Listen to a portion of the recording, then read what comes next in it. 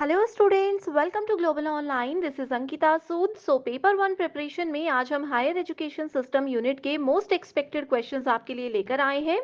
ये सवाल students as it is upcoming examination में भी पूछे जा सकते हैं, इसीलिए हमेशा की तरह हर एक क्वेश्चन के आंसर्स के साथ मैं आपको इंपॉर्टेंट एक्सप्लेनेशन भी दूंगी, ताकि अगर कहीं पर आपके कॉन्सेप्ट्स अभी भी क्लियर नहीं है तो वो साथ साथ में आसानी से क्लियर होते रहें। तो चलिए फिर इसी के साथ सेशन को शुरू करते हैं। स्टूडेंट्स, पेपर वन में आपको हेल्प करने के लिए कंप्लीट कोर्स में लेकर आई हूं, जहां पर आपको डेली 2 से 3 लाइव लेक्चर्स के साथ 100% सिलेबस कवर करवाने की श्योरिटी दी जाती है। इसके साथ ही आपको एक स्पेशल व्हाट्सएप ग्रुप में भी ऐड किया जाएगा, जिसमें कि आप अपने टीचर से सारे डाउट्स क्लियर कर सकते हो और आपको हर क्लास के बाद पीडीएफ भी मिल जाएगी, जिससे आपके नोट्स बनाने का समय बचेगा। और रिविजन में आपको हेल्प करने के लिए ये मॉक टेस्ट भी हम लेकर आए हैं, जो कि पेपर के लेवल के हिसाब से ही बनाए गए हैं। ये एक ऐसा कोर्स है स्टूडेंट, जो कि कम समय में पेपर वन में 100 में से आपको 80 प्लस स्कोर करने में मदद करेगा। तो आप सभी को फ्री वीडियोस भी देखनी है तो ग्लोबल ऑनलाइन ऐप को डाउनलोड करिए। स्टोर सेक्शन पर सर्च बार में आपको लिखना है कोर्स का नाम। जैसे ही आप कंटेंट पर जाएंगे तो देखेंगे कंप्लीट कोर्सेज आपके सामने हैं। Unit wise and full syllabus mock test हम आपको देते हैं, जहां पर स्टूडेंट्स आपको यूनिट वाइज हम थियरी लेक्चर्स, पीडीएफ सब कुछ प्रोवाइड करवाएंगे, जो कि आपको पेपर में रिविजन करने में बहुत ज्यादा हेल्प करता है।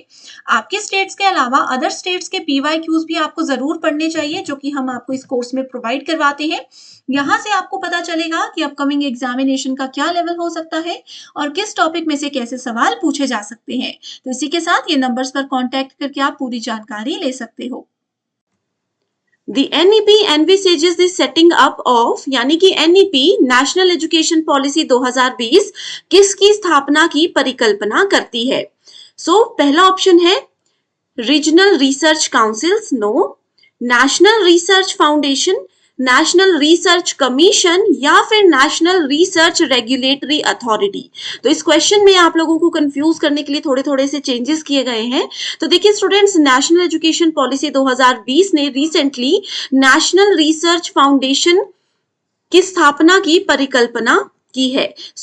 NRF इसको हम बोल सकते हैं। अब आपको बताती हूं कि NRF क्या होता है। बेसिकली NRF एक बिल है जिसको रिसेंटली इंडियन यूनियन कैबिनेट ने अप्रूव किया है। इस अप्रूवल के पीछे एक सबसे बड़ा फायदा ये है कि इसकी वजह से हमारी कंट्री में जितनी भी साइंटिफिक रिसर्चेस होती थी, उन सभी को एक बेहतर, हम बोल सकते हैं कि राह मिल रही है। उन सभी को एक अच्छे लेवल पर ले जाया जा सकता है। ओके एंड इसके साथ ही जब हम NEP की बात करते हैं तो इसके कुछ इंपॉर्टेंट गोल्स होते हैं, जैसे कि ये इंटरडिसिप्लिनरी रिसर्च पर फोकस करेगा। ये इंटरडिसिप्लिनरी रिसर्च पर फोकस करेगा।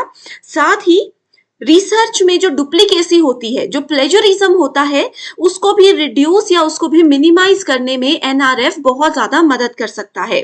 Okay Which of the following are the advantages of distance education system?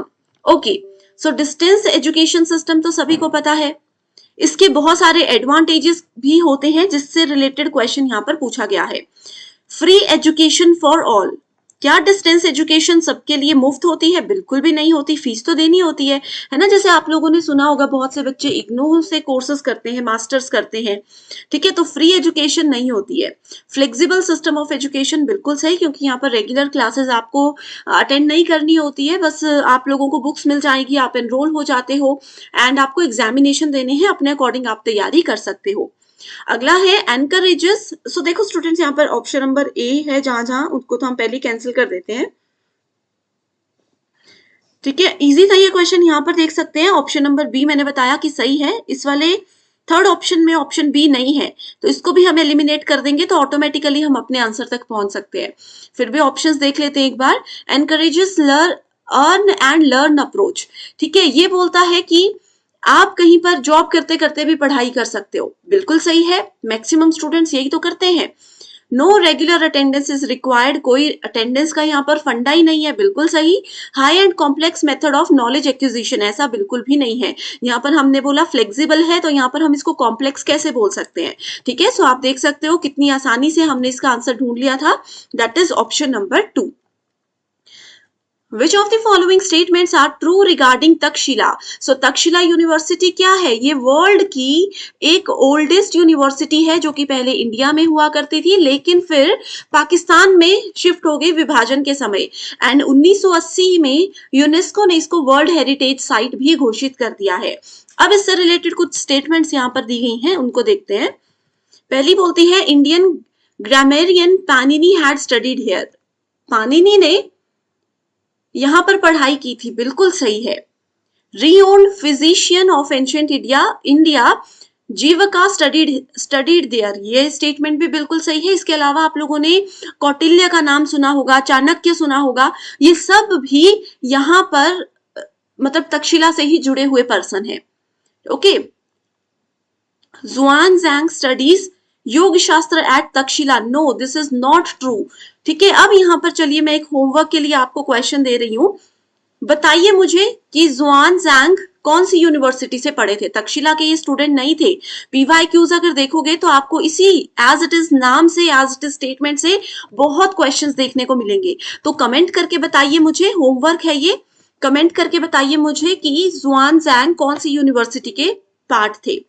अगला ऑप्शन है चाइनीज स्कॉलर आई क्विंग विजिटेड तक्षशिला इन 7th सेंचुरी, नो, ये वाली स्टेटमेंट भी गलत है, तक्षशिला में इन्होंने विजिट नहीं किया था। तो A and B only, that is option number 4 is the correct answer. Okay, इसी के साथ फिर सेशन को एंड करते हैं। अगर स्टूडेंट्स आप चाहते हो कि मैं कंटिन्यू करूं तो प्लीज मुझे कमेंट करके बताइए। And thank you so much everyone for watching this video and I wish you all the very best.